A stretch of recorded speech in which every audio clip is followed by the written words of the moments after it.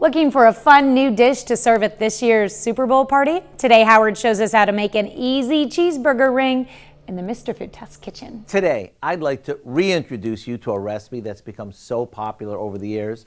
I thought it was about time I shared it with you again. It's one of those meals everyone will be asking for over and over again.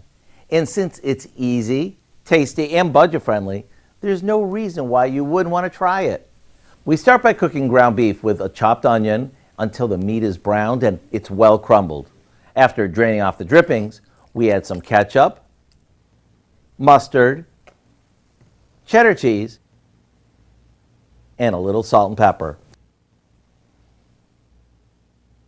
After letting this cook for a few minutes, we take it off the heat, and while it cools slightly, we arrange a package of refrigerated crescent roll dough into a sunburst shape, like this. Now we spoon the meat onto this and fold the tips of the dough over it. Once it's looking picture perfect, it's time to pop it in the oven until it's golden brown. And just like you would with any cheeseburger, go ahead and dress it up with all of your favorite go-alongs.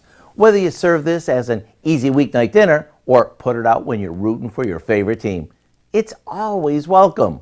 To get the recipe for what we call our easy cheeseburger ring, simply visit our website. I'm Howard in the Mr. Food Test Kitchen, where today we found an easy, cheesy, beefy way for you to say, ooh, it's so good.